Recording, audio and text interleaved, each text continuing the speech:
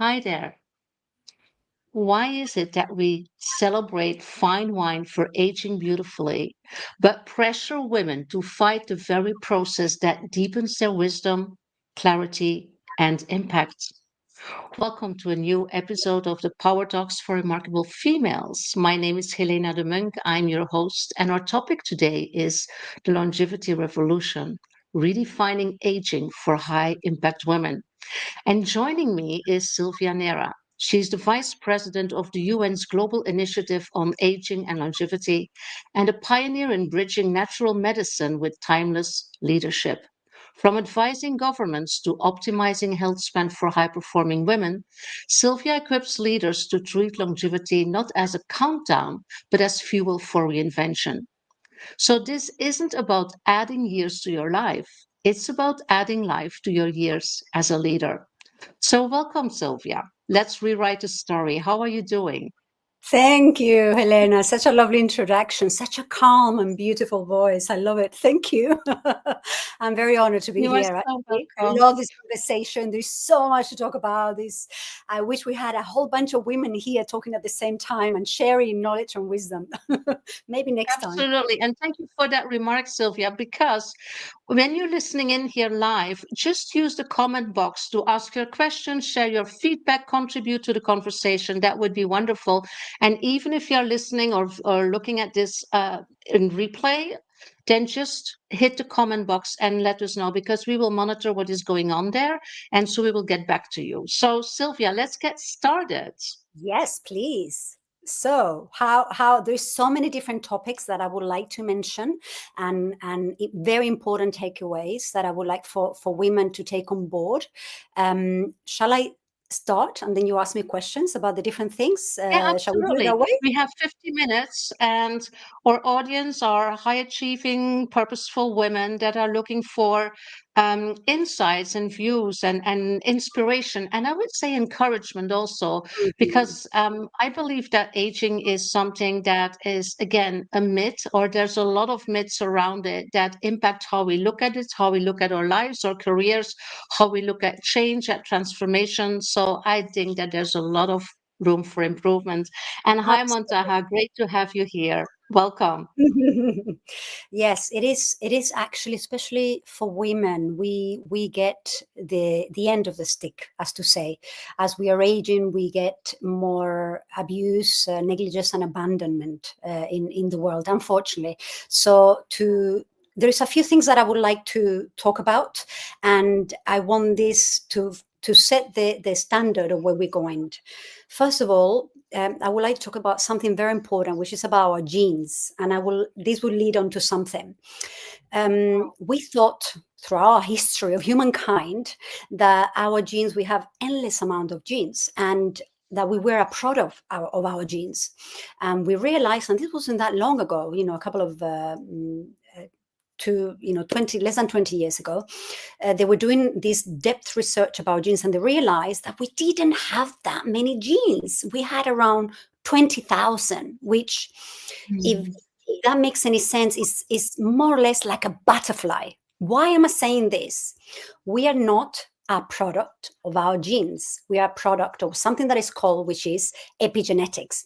And what does that mean is that we are a product of our experience, how we see the world. What we take of that experience is who we are. We manifest. We become that individual. We become our youth traumas, but we become our opportunities and our wishful thinking. If you're really clear with that, we make that our biology. Our brain has a lot more capacity that we give it granted to, Yeah. and we don't get taught this. We don't get told that we are a lot more powerful, that our body has a lot more capacity that we think that we have, and that we are a lot more empowered as human beings that we think we are. We give away this often the moment that we're born. We give it away to the doctors. They are in charge of our health. To our parents, they are in charge of our future. We have to follow the stream of life. We have to Yes. study to be top and here and here, but actually the reality of the world has been completely like a moldable Play-Doh that has been changing throughout. And now we are in a very special point in life, which is that we can live to 100, but we Yeah. don't understand. We've never been empowered to what does that mean from a quality point of view. And again, women take it a little bit harder because we are mothers, we are caregivers, we have a lot of other responsibilities in the professional world. It's not just the professional world, is it? Every woman here knows if you're working, you have a lot of things that you have to do, and Yep. it doesn't mean that you stop doing the other things. You just take one more load. You keep loading and loading and loading and loading, and then things happen. We are not Yep. told how to take care of ourselves. We are not told that it doesn't matter what is going on in your life. There are resources that you can look inwards to find those resources. Primarily look inwards to find those resources. And we have not been told that we have the power with our mind to change our surrounding, to find Yep. resources internally in a very different way. So Mm. I wanted to start this way because I think it's very important that we think that we are capable of doing anything that you can think of. You don't have to be a Yeah. genius. You don't have to be, go to the AB League of universities to do that. You are capable of doing anything that you can think of, and you can do it throughout your life. It doesn't have to Yes. stop the moment you are a middle-aged woman, or you're going into your 50s, or you're going into your 60s or 70s or 80s or 90s. It doesn't have to stop. Mhm. Yeah. Physiologically, the research that we have come across within the demographic shift, which is what I work with day in and day out, is that the scale of our life should be like this. And only the last year or the last 2 years, it collapses, which is the natural biology saying we need to wrap it up. This is the chapter. And instead, we're not allowing for that to happen. We are declining because the world has not embraced this magnificent shift, which means to live to 100. And how do we Yeah. adapt to that reality? Right? Yeah. So Absolutely. tell Yeah. me. Just if I may say that, because a lot of people are not really familiar with the science of genes and epigenetics.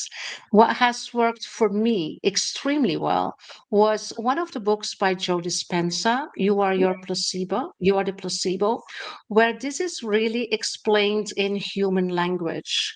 And it is so true that we are a very, very powerful creatures that can define and redefine our destiny. It's not what our parents have given us through their genes. It is part of it, of course, but there's a lot more to that. And that is one thing that is so important to understand. That we don't have the time right now to do, to go deeper in that. But it's so important to understand. So I would advise everybody to dig a little bit deeper and find out, a little bit more about that. And then I so agree with you with how the world is defining us based on our age, how the system is created to keep us in that rigid box that is so age determined. I mean, it is about studying very hard, then have your career very hard as a woman, mix that career with your family expansion, if I can call it like that, and then at 60 or 67, or depending what retirement regulations we have in our countries, it's Mhm, like it's finished. And I feel so frustrated sometimes to see that, because it becomes our mindset. Well, it is mhm, just a system. And mhm, we constantly labeled. And for example, when I was 50, which is 10 years ago, I started receiving emails from an organization for elderly people, which was very interesting. And they just informed me that as of now, I would not be able to go with the flow in terms of technology evolution and new software and new applications and things like that. And I said, what? How can that be? So, I mean, there's so much going on in media and social media in the system to make us believe that as we are turning 50 or 60, that suddenly we are not capable of doing certain things. And that's mhm. absolutely not true. So I look at Absolutely. you, Sylvia, to bring us the foundations to, to go against those systems and those Yes. systemic messages that are arriving all the time. Does that make sense? Is that something that Absolutely. It makes anybody perfect sense. And else? I Yeah. tell you, there's a key thing here, which is neuroplasticity. I mean, the Mm. science, the neuroscience has evolved. Only like 10 years ago, if you were a neuroscientist, they will come to you and say, why are you doing this? I mean, you can diagnose something, you can never cure anything. Why would you be on that industry? I'm telling you, with so many neuroscientists I've talked to, yes, that is absolutely true. Now it's exciting because they realize there's so much more to the brain. We just don't know. There's so much about our biology that we don't know, just like there's so much about the world that we don't know. Just because we don't know it, it doesn't mean it can be true. Things that we can Mhm. create in this world. There's a lot of stigma about a lot of different science, quantum physics, etc., etc. But I can tell you by my own example. I'll give you my own example. I'll show all my flaws here, which I love to show, and I will tell you. I don't think I'm a particularly high intelligent individual, but I have done everything that I ever dared to dream. I wanted to be a professional dancer. When I was told you have short legs, you're never going to do it, I did it. Then I wanted to Mm. go into singing. Okay, I got a record deal. Then I wanted to be closer to my family. I need to go into musicals because if I'm not closer to my family, I have a reliable job, I won't be able to study other things. I was really interested on medicine, and and I got that, and I got a lead role on an Indian musical. I'm Spanish. I'm just showing, and then from that, I really wanted to be always a professor and naturopathic medicine, so I studied that, and I was fascinated by the science, and again, I was never the best in everything, but I never lost curiosity and my purpose. I was focused with whatever it was. I ended up being a professor. I ended up doing I anything that I ever dreamed of. It manifested from the lowest to the biggest. And it's not because I'm remarkable, because I'm not. I'm just another normal, average human being that doesn't take a no very well. And I want to Yeah, I learn. would And I say, want to learn. Sylvia, we are all remarkable. We are all remarkable. It's just that sometimes we just don't know it. And I love your story that you share, where you say, I wanted to be a dancer. I did. I wanted to be a singer. I did. I wanted to be a professor. I did. I mean, come on, who can say that? That's just amazing. That is remarkable. It is extraordinary. And yet it is what we all could do if we just put our mind to it, right? Precisely. And it Yeah. is, this is what I'm trying to say. The neuroplasticity never changes. We think that we're capable of doing one thing and we are defined by that. But every woman is how I started. You're used to doing a lot of different things at the same time. You just don't think there is a space for a lot more. And the new longevity narrative is telling us we have to be capable of adapting, of learning new things. Let go of fear is a big one. If we are fearful, we stop living. You have to let go. What is the worst that can happen? That it fails. You stand up and you do another thing, or you try again in a different format. Whenever you set up a business, you realize that there's like 75% ratio of failure of the first business that you set up, but the second one is like 75% chance that you will make it. So we learn, and Absolutely. we here in the world for whatever. It doesn't matter if you're mystic or if you're more practical. We're here to live it in whatever format you want to Mm. make the most of it and to experience it. So to not limit ourselves to the stigma that the world is putting on us to make a difference on whatever aspect of your life you want to. So there are some Yeah. key things that we know the science and the research has told us that they help us with the longevity and aging with quality of life. I'm going to Yeah. now give a few tips, if that's okay. Yes, please.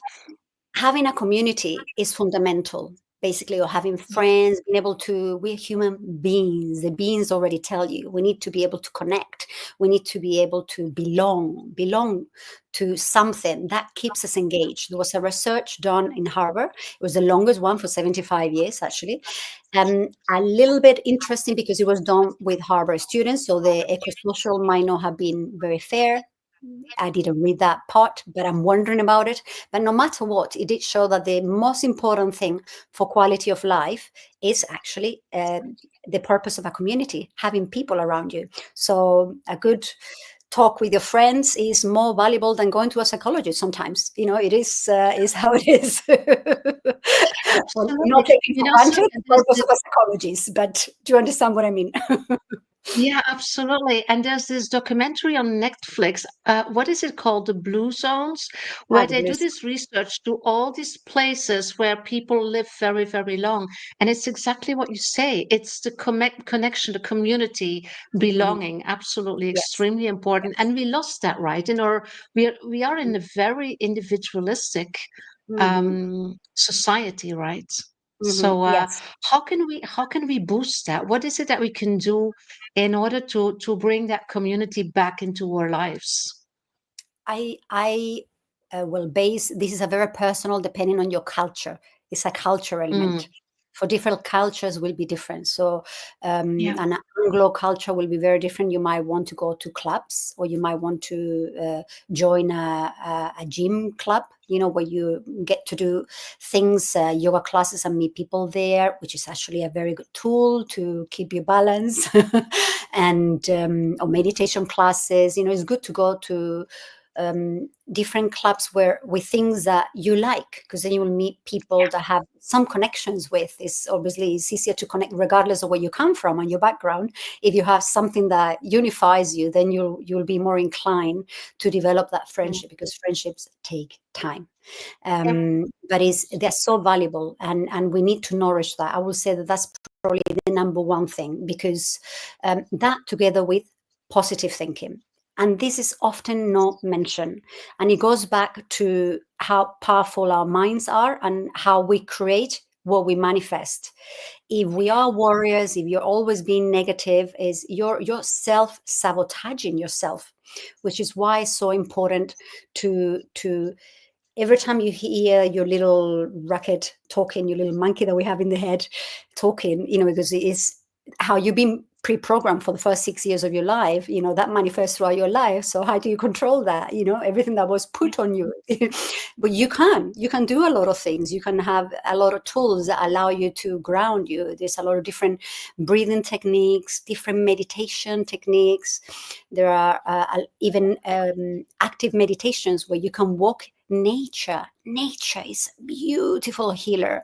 If you're in a desert, the desert holds what is called like a long tide. It's a beautiful vibration rhythm that is palpable, that calms you. Being by the sea, mhm, the water, if you resonate with water, immersing yourself with water, being near the water is fabulous. Or just nature. I know hugging a tree, some people have been said you're crazy, but actually it is something. There is a life force that runs through the trees, which you also have a life force. You have it's interesting, because in science we have managed to create a few organs, but we never managed to create the life force that sparks that organ. So there is something that science doesn't know yet. yeah, What it comes yeah, from, where it goes to, but it's there. And it doesn't matter if mhm, you talk or you don't talk, you have it. So the earth is grounding. We come from there, we go back to the earth, and it has some electrolytes and electrons that helps to balance the chemical reaction, because the body is between, depending which doctor you ask, 75 to 80%, 85% water, and with it's a bag of fluid with a whole bunch of chemicals. That's all it is, pretty much, and a little bit of collagen. And that's it. That's what we are. And so connecting with nature, these are so important to it helps the neuroplasticity that I've said. Neuroplasticity doesn't is basically what keeps our brain. We thought our brain wasn't capable or keep on growing, keep on learning. It's not true. We're capable of keep on learning and growing until the end of our lives. So there's no language that you should not say, oh, I will never be able to learn a language because I'm too old. No, no, no, no, no. Take it back. Take it back. You can always do that. You want to learn piano, you can do it. You want to learn a new vocation, you can do it. You want to get into a new job, you can do it. yeah. Everything that you put your purpose consciousness and focus to it, obviously you need to learn it. You need to spend a certain amount of hours, and some people are more are easier with some things, but it doesn't matter. There's no limitation. Yeah. So And it's very interesting that you say that, Silvia, because especially since we have this perspective of living longer, and we know now that we have this plasticity of our brain, and we can learn whatever we want at whatever age. It means also that if we want to do all these different things, we don't have to hurry, hurry, hurry, because this is sometimes how we feel right now, right? We want to play the piano, and we want to do stand-up comedian, and we want to take care of our children, and then we have to take care of our parents as well, and we want this career, and we try to condense that all in this time frame of 30 years, right, after our studies and before we retire. yes, So that means that basically we can spread those things a lot longer, because we can learn to play the piano when we're 80, right? I mean, this why is not? how I look at it. A complete different perspective that we Mhm. do not really deploy in Mhm. how we are planning and how we are organizing our lives and our aspirations and our dreams. So I think it's a Absolutely. very important one. Yeah. Absolutely. I just learned last month the basics of artificial intelligence, and I thought it was quite, We're talking I'm about talking that. to you, Helena. So, Yeah, so it's absolutely. we all learn constantly, and the challenge is what makes life exciting, is what keeps our cognitive brain, which is the brain that if it's engaged, it keeps your rational thinking straight, it keeps you present, it keeps you logic. So if we keep stimulating that, and we need to challenge Yeah. it, actually that's another big key for longevity, for healthy longevity. Challenge yourself. And it doesn't mean you have to put yourself to the border of a cliff, but little challenges stimulate that that gray matter that allows for those connections to happen, because you have never been there before, and it needs to, and sometimes it hurts. I mean, I remember when I taught myself how to play the piano, and the first week I was crying. It's like, this is too hard, I can't do it.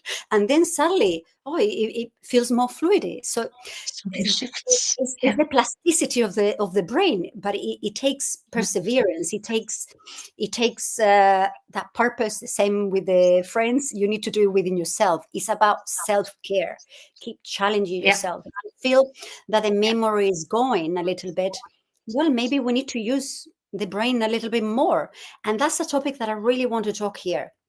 Women, at some point in our lives, it doesn't matter how good of a diet you have, what good habits you have, we go through a process, perimenopause and menopause, because it's life.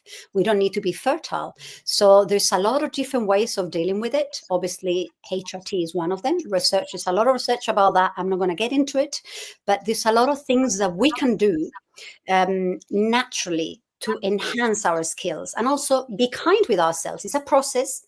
There is an end to that process. We don't have to be on that decline. We won't be on that decline forever. So, and there is very little information out there, but it's very important to be kind to yourself. So do go and see nutritionists that can help you with the right, or herbalist. They help you. There's a lot of herbs that help from the heat or the or the lack of the brain. Sometimes people get aggression as well. Sometimes, I mean, I'm going through it, and I'm Brains. Yeah.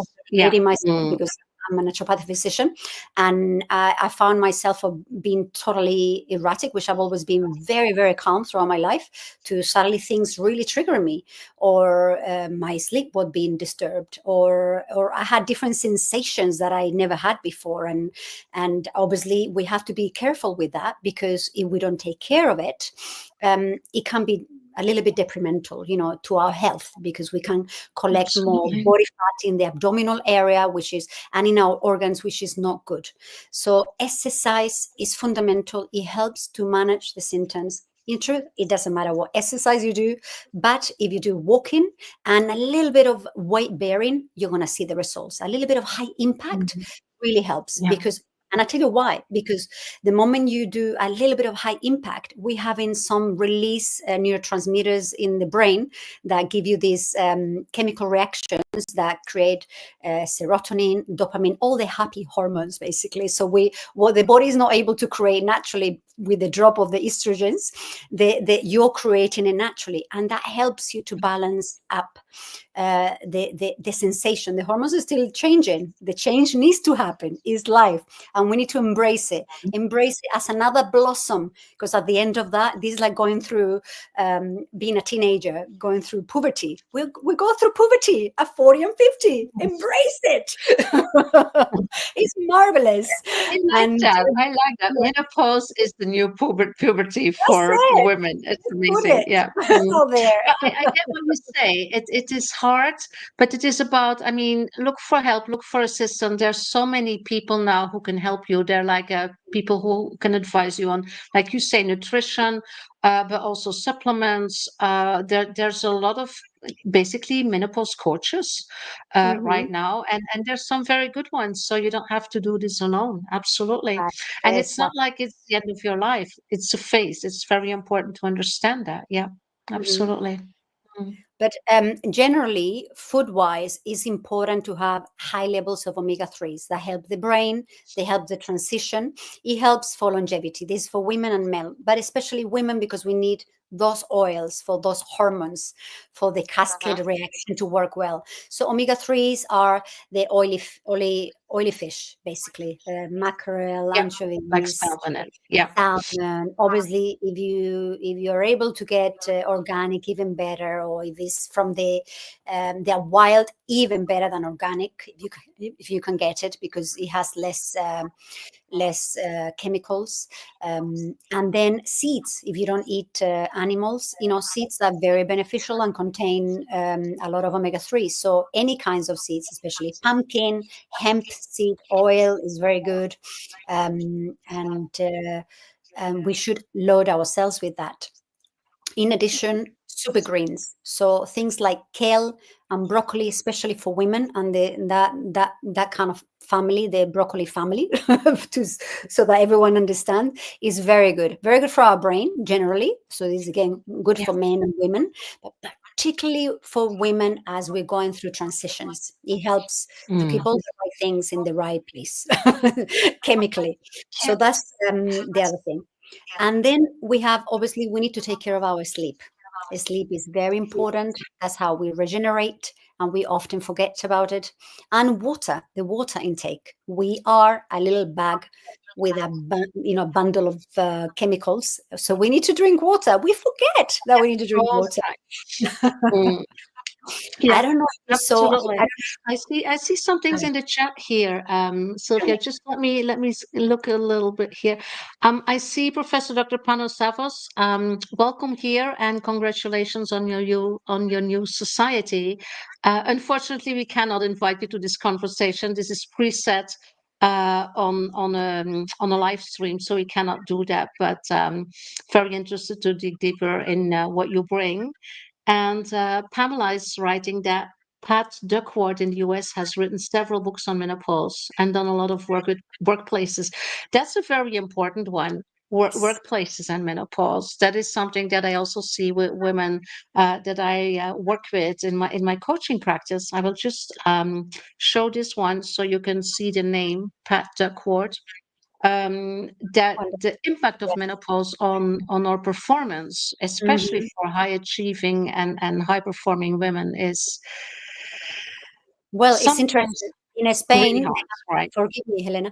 In Spain, I know they put a law where they allow to. I mean, this was told to me. I don't live in Spain, but um, I don't know if it's in a region of Spain or the whole of Spain. But they did a project, and they actually, I think it was in Madrid, but never mind. The whole point is that they allow women that they didn't feel so well to, whenever they weren't at the optimum, to go home and work from home or do less hours, and they realized that they were way more productive than if they kept them at home when they weren't feeling so well. So Yeah. productivity but there's a lot of work, and this is a different subject. I deal with that as well. We deal globally with the transition into labor and flexible working hours globally, which is a tricky one into the longevity field. But to be honest, yes. health is the ultimate Mm. asset. If we don't have health, Yeah. we don't have anything else. So if we take Yeah. care as women of our health, then at least we have the most important thing under control, and then the other things Exactly. we can have, we can do more things about it. If you don't have your Yeah. health, then it's off to your family, your community, not just yourself that suffer, which Mm. is why the Yeah. emphasis, for me, especially for leaders, for women leaders in this group, is very important to not let yourself down, to not get yourself burned, to ask for help when you need to, and there's a Mhm. lot of support, there's a lot of tools that you can do, and it's fundamental for our well-being, and we can't give out when we're not wholly inside. So Exactly. we need to have little spaces, where we can take a few deep breaths, even if just a few deep breaths. The body's so grateful for the minimal things that we do for it. Sometimes first thing in the Yeah. morning before the family's up, or at nighttime, little tips do miracles for our mind and our body. Yeah. Absolutely. You also already mentioned, Sylvia, the positive thinking and mindset. I think that is also a very important one. And one of the things that I do and that I also see with women I work with is that if we can create a strong vision of who we want to be, how we want to show up, what legacy we want to leave in different aspects of our lives, of course, where family and career is an important one. If we have that vision and we can really um, make that vision, um, take that vision away from what the system is bringing to us and create the vision that is going beyond or pension age or whatever, and just understand that if you have your health, that we can be relevant and that we can add value at whatever age, in whatever way. And I often get this question like, when are you going to stop working? And I say, why would that be something that I consider? I mean, Mhm. as long as I can add value, as long as I can be relevant, I will be what you call working. I don't really call it working, but this is basically probably completely different in 5 or 10 or 15 years than what I'm doing right now. But there are different ways to be relevant and to stay relevant. But if we don't think of that, then how can we start preparing for that? Does that make sense? I mean, Of most of the people, course. most of the women that are preparing, that are in corporate life, are kind of subconsciously preparing to stop at 65 or 67, depending on the country. And Mhm. then what? Then there's nothing organized, and we don't do it. We as entrepreneurs do it because we can do whatever we want, right? Which is not always a benefit, but we can do whatever we want. But in most of the careers, it stops at 65 or 67, or probably it will be even later. But there's nothing organized in that perspective. So you Yes. work for large international organizations. What's the view on that, and how can we prepare people to have a positive mindset around that? Yes, that's a very good question, Helena. Being relevant, what you mentioned before, is fundamental and is one of, and having dignity all the way to the end is another one. And being relevant is something that the moment you're being taking your job away, we're not taught what to do. There is no preparation because the world was set up on the around the late 1800 to basically not live more than 60, so you should be dead by then. But that's not the new reality nowadays. And a lot of Exactly. people, even in the international corporate world, I keep hearing more and more. And actually, there's a lot of research about this on middle end of 40s or early 50s, early retirement, and they can't get another job. So they basically, that's it. It's like an early retirement on your 50s. On your 50s, you probably have another 50 years of life. How can you think about not doing Kind of, nothing? yeah.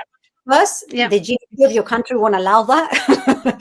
Second, Yeah, I most mean, the importantly, social will actually, collapse like this, right, that's Sylvia? it. Because we cannot maintain this, right? Yes, we can't maintain that. Second, I would like to think that that's the most important thing. You don't want to do that to yourself. We think of retire as just being by the beach for the remaining of our lives, but just like as much as you like spaghetti, you can't have spaghetti every day because you get bored of it. So we like to do things. We just don't know sometimes what we want to do. So go on a path of self-discovery, internal and external. What other skills you have or would like to have that you need to learn? So we're looking globally at upskilling, reskilling. We need to have more education for people for throughout life, not just university level 20 to 30. No, more and more universities need to adapt, more and more different courses that allow you to go into a different profession need to be created. Basically, we need to have more opportunities for people to transition and try different things. So in learning and in labor. And obviously, there is a lot more things that need to transition. Preventative medicine has to be the main goal. We are over, I know in 2020, the World Health Organization said we were 1.2 billion people of the age of 65. We're a lot more now. But by 2050, we're going to be over 2.1 billion people of the age of 65. I can't even think of, and normally we get the numbers not so great because actually with artificial intelligence and the amazing medicine that we have, we are able to last longer, but we don't want to just last longer for the sake of lasting longer. We want to be Exactly. There's a relevant quality of life, in right? work. Mm. So we need to, all these women and men out there, we need to be more entrepreneurial. We need to not be afraid of creating new opportunities. We need to be a little bit more activists within our own countries to support the governments to change the laws on labor, because often we don't have very inclusive laws on labor. If you are on retire on a pension, you get penalized. And we are supporting Yep. with the European Union that came up with wonderful positive changes that governments could do. And actually only Holland has done that, which is not penalized, is to benefit. You know, you pay less tax if you're working past your retirement age, and the employer that hires you also pays less. So there's benefit for everyone, right? And you don't get penalized. So that should be one option that is ideal for everyone. And we should have opportunities. So we need to create more flexible marketplace, which it doesn't exist. We don't have a Yeah. marketplace where we can choose where to work. Okay, I want to do a few hours here. I'm good in education and health. I would like to provide. That doesn't exist. So we created a platform, by the Mhm. way, with longevity, but it's not out there in the market because the law and the policies make it pretty impossible. But it's one of Okay. is a solution, is one solution. We're working on that Mm. globally to make more opportunities. So in the meantime, women, it doesn't matter if you were taking care of your kids or taking care of someone, or you didn't have an opportunity to work early in your life and suddenly you're 40 and 50s and you want to work, go for it. Find the Yeah. space. Yes, find the space wherever that might be. Don't be shy to go for it, because we need people with experience. We need people, and actually research shows that as we are aging, there are some things that might be less our strength, but there is something that is very strong. As we're aging, we're very good at solving problems because our Yeah. experience Absolutely. makes us the experts of risk as we're aging. You know, again, Yeah. you're having to maneuver a lot of things in life. You know what is a real risk, what is a little bit less of a risk as we're aging. So that becomes really good. We're very good managerials. You know, we're good at in Yeah. high level position. So Mm.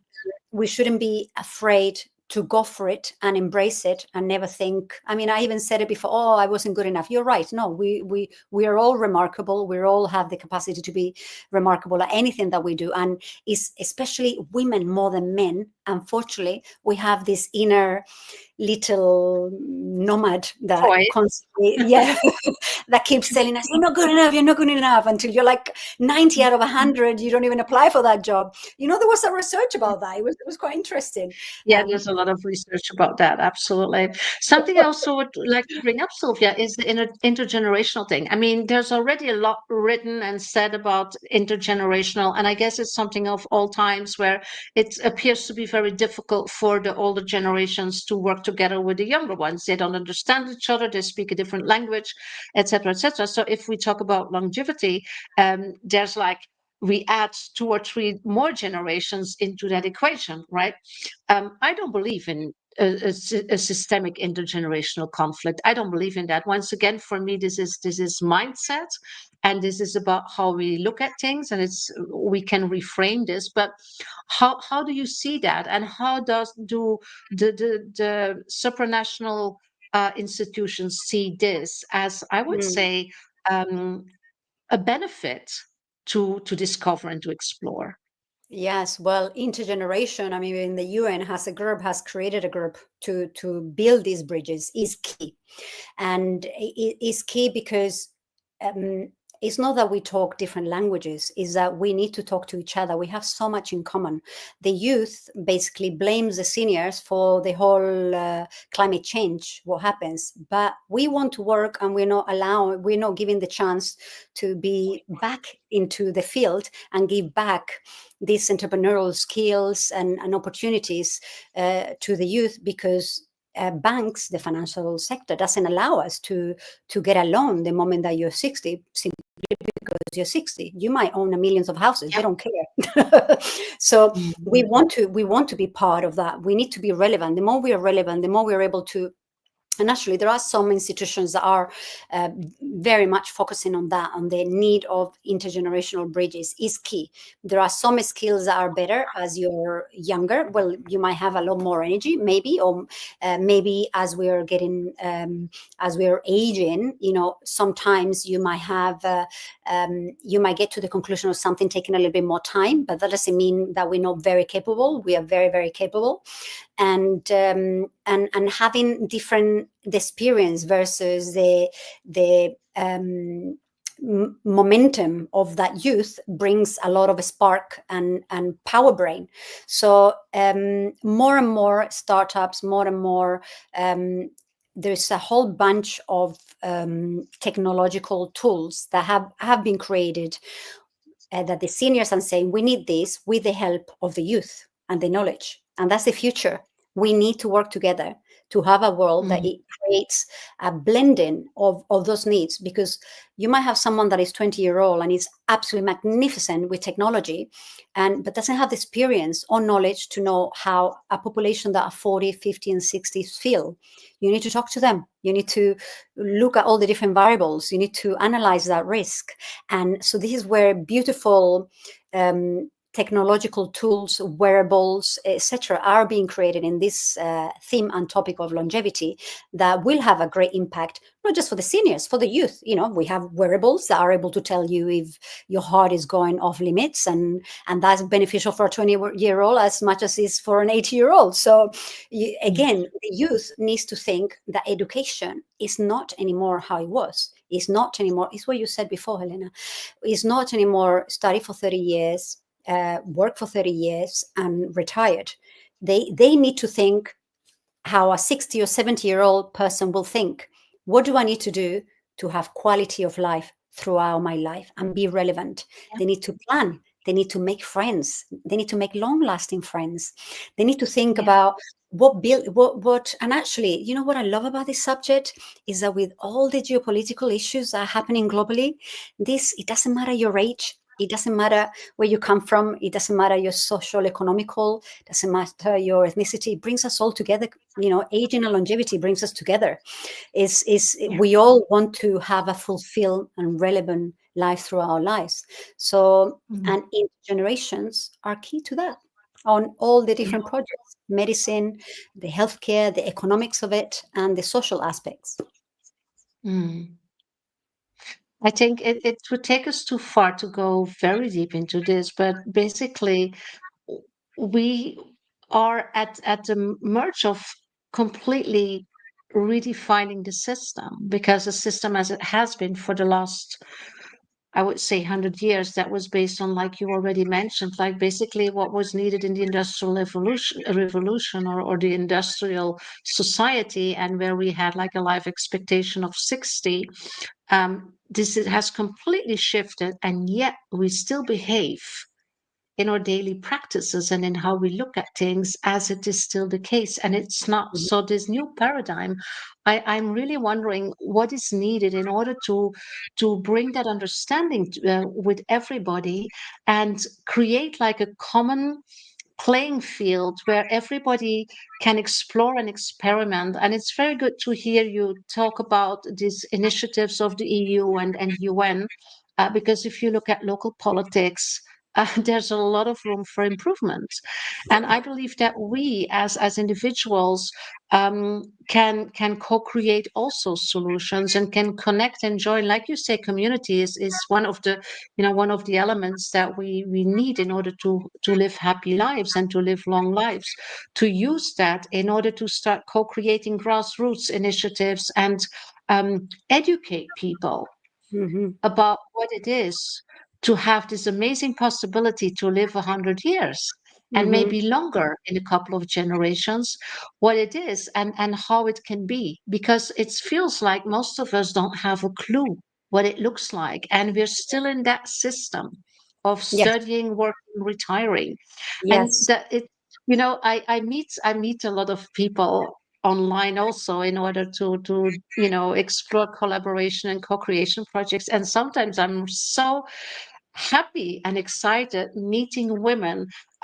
There's this amazing coach also in Madrid. She's 78 and she's vibrant and enthusiastic and takes initiatives and she's creative. And I say, I'm a fan. This is basically what I love to see, to stay relevant and to add value and to support and to serve people.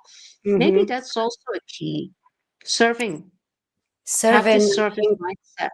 I think to be selfless, to have integrity, to have the right ethics, that allows you the capacity to want to serve. Yes, because it's not just for your own Yeah, benefit, it's for the benefit of others.